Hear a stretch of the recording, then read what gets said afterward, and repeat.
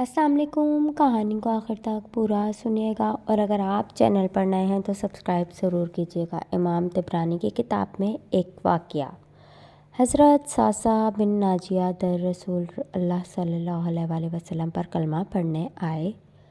مسلمان ہونے کے بعد نبی کریم صلی اللہ علیہ وآلہ وسلم کی بارگاہ میں عرض کرنے لگے، یا رسول اللہ صلی اللہ علیہ وآلہ وسلم، ایک بات پوچھنی ہے۔ حضور صلی اللہ علیہ وآلہ وسلم نے فرمایا، پوچھو۔ کہنے لگے، یا رسول اللہ صلی اللہ علیہ وآلہ وسلم، دور جہالت میں ہم نے جو نیکیاں کی ہیں ان کا بھی اللہ ہمیں اجر عطا کرے گا، کیا اس کا بھی اجر ملے گا؟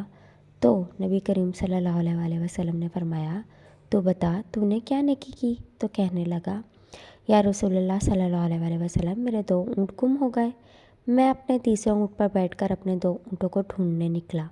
میں اپنے اونٹوں کو ڈھونڈتے ڈھونڈتے جنگل کے اس پار نکل گیا جہاں پرانی آبادی تھی۔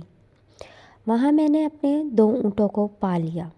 ایک بوڑھا آدمی جانوروں کی نگرانی پر بیٹھا تھا۔ اس کو جا کر میں نے بتایا کہ یہ 2 اونٹ میرے ہیں۔ وہ کہنے لگا، یہ تو چڑھتے چڑھتے یہاں آئے تھے، تمہارے ہیں تو لے جاؤ۔ انہی باتوں میں اس نے پانی بھی منگوا لیا۔ چند کھجوریں بھی آ گئیں۔ میں پانی پی رہا تھا، کھجوریں بھی کھا رہا تھا کہ ایک بچے کے رونے کی آواز آئی۔ تو بوڑھا پوچھنے لگا، بتاؤ بیٹی آئی کہ بیٹا؟ میں نے پوچھا، بیٹی ہوئی تو کیا کرو گے؟ کہنے لگا، اگر بیٹا ہوا تو قبیلے کی شان بڑھائے گا، اگر بیٹی ہوئی تو ابھی یہاں اسے زندہ دفن کرا دوں گا، اس لیے کہ میں اپنی گردن اپنے داماد کے سامنے جھکا نہیں سکتا۔ میں بیٹی کی پیدائش پر آنے والی مصیبت برداشت نہیں کر سکتا۔ میں ابھی دفن کرا دوں گا۔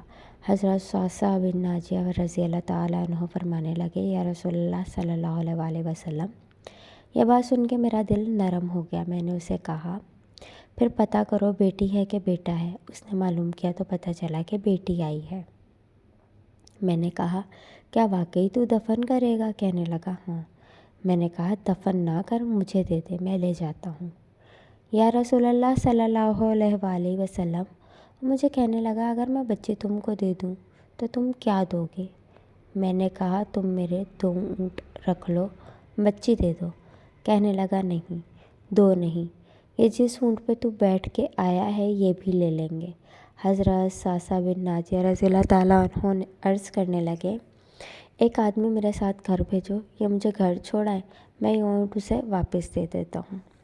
یا رسول اللہ صلی اللہ علیہ وآلہ وسلم، میں نے 3 اونٹ دے کر ایک بچی لے لی۔ اس بچی کو لا کے میں نے اپنی کنیز کو دیا، نوکرانی اسے دودھ پلاتی۔ یا رسول اللہ صلی اللہ علیہ وآلہ وسلم، وہ بچی میری داڑھی کے بالوں سے کھیلتی، وہ میرے سینے سے لگتی۔ حضور صلی اللہ علیہ وآلہ وسلم، پھر مجھے نیکی کا چسکا لگ گیا۔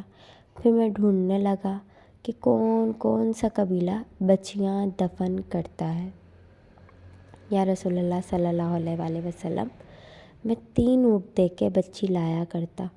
یا رسول اللہ صلی اللہ علیہ وآلہ وسلم، میں نے 360 بچیوں کی جان بچائی ہے۔ میری حویلی میں 360 بچیاں پلتی ہیں۔ حضور صلی اللہ علیہ وآلہ وسلم، مجھے بتائیں، میرا مالک مجھے اس کا کیا اجر دے گا؟